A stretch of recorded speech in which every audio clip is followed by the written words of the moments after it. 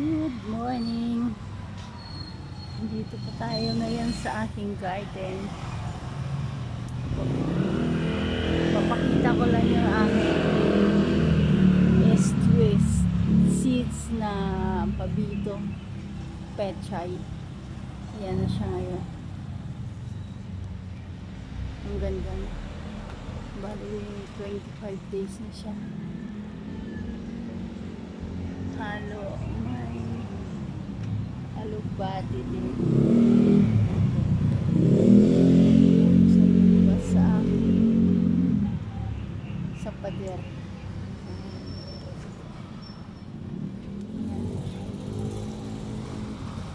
Tapos ayan, bunda na naman ako panibago para may kasunod agad. Ito naman yung aking estrus seeds na ampalaya. Ayan, ang dami niyang bunga. Nakailang harvest na ako dyan. Busog-busog ang kapitbahay. Nasa pasaw lang po lahat yan.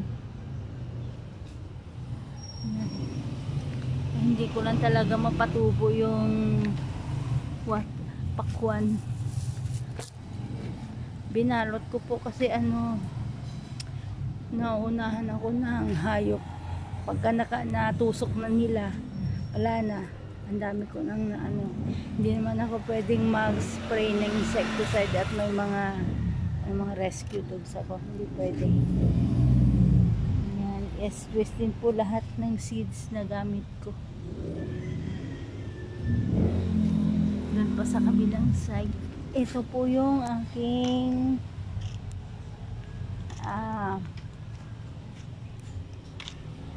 mais. Diyan ko na siya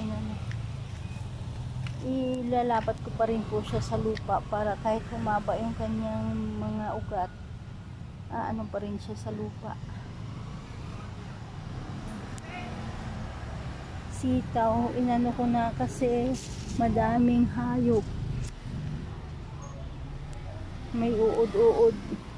Ito yung aking carrots. Ayan yung malaki na. Kinain na ng itong dalawang na to. Ayan. Gagawin ko na yan ng balag sa pag nag-summer.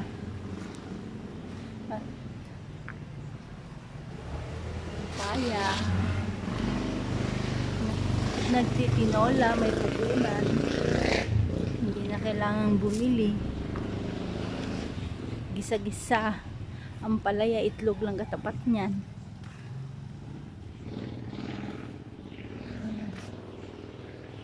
Yung aking strawberry, yan na lang ang natira. Yung aking kalahari na siling prasko.